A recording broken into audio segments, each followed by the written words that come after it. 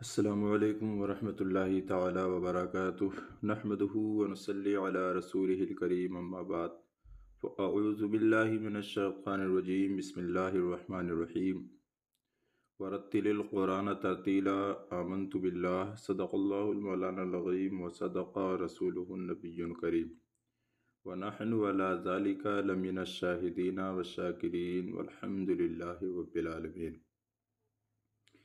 ہم نے ادغام کے تعلق سے پڑھ لیا تھا۔ آج ہمارا جو سبق ہے وہ ہے قلب۔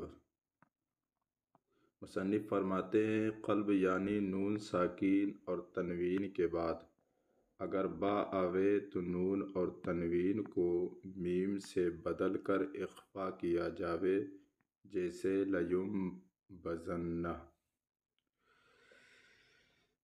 عارض بالحرف کی یہ تیسری قسم ہے، یعنی قلب۔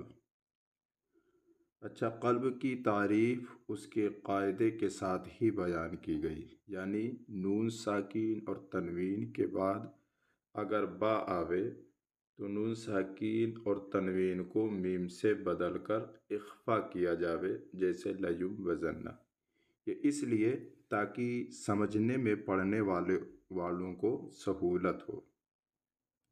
اچھا، ایک بات اور یاد رکھیں کہ قلب کی کوئی مستقل علت ادغام وغیرہ کے علت کی طرح نہیں بیان کی گئی، اس لیے کہ قلب ادا ہونے سے پہلے حقیقتاً اخفا ہی کی علت ہے۔ چنانچہ با کے پہلے کے نون ساکن کا اخفا ہی کیا جائے گا، کیونکہ بغیر اخفا کے قلب ممتنع ہے۔ اب ایک سوال بیدار ہوتا ہے، قلب کرنے کی وجہ کیا ہے؟ آخر قلب کرتے کیوں ہیں؟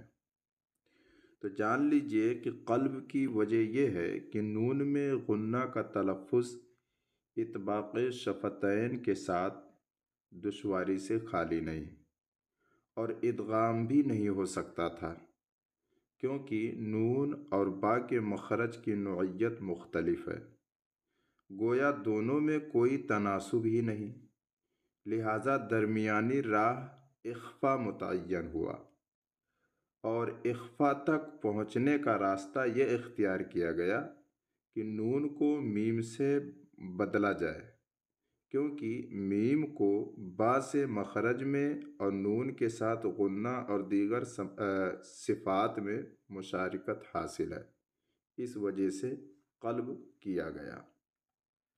حاصل کلام یہ ہے کہ قلب سے پہلے نون ساکین اور تنوین کا اخفا ہوگا، اور قلب کے بعد میم مقلوبہ کا اخفا ہوگا، کیونکہ قلب کے بعد محض اظہار کرنے سے میم مقلوبہ کا میم مبدلہ کے ساتھ التباس لازم آئے گا، لیکن میم مقلوبہ اور میم اصلیہ کے اخفا میں اداءً کچھ فرق نہیں ہے، البتہ دونوں میں حکماً فرق ہے، یعنی میم اصلیہ میں اخفا جائز ہے اور میم مقلوبہ میں اخفا واجب ہے۔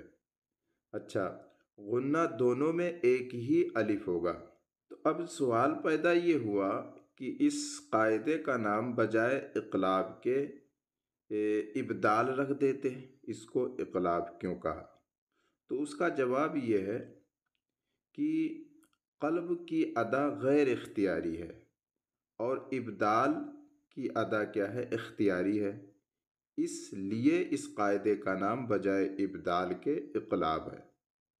اچھا، ایک چیز اور جان لیں کہ اگرچہ اقلاب کو ابدال سے تعبیر کر سکتے ہیں، لیکن ابدال کے موقع پر اقلاب نہیں کہہ سکتے۔ کیوں؟ کیونکہ قلب کا اطلاق اسی وقت ہوگا جبکہ نون ساکین اور تنوین کو اخفا کی غرض سے بدل کر پڑھیں، جیسے مم بعدی وغیرہ، اور اگر نون ساکین اور تنوین کو ادغام کی غرض سے بدل کر پڑھیں تو اس کو اقلاب نہ کہیں گے، جیسے مم مکان وغیرہ۔ لہٰذا اس میم مبدلہ میں اخفا جائز نہیں، جس طرح میم مقلوبہ میں اظہار جائز نہیں۔ البتہ ادغام تام کے بارے میں اختلاف ہے، بعض ادغام تام اور بعض ادغام ناقص کے قائل ہیں، یہ اختلاف اعتباری ہے، لہٰذا دونوں طرح کہنا صحیح ہے۔ واللہ عالم بالصواب۔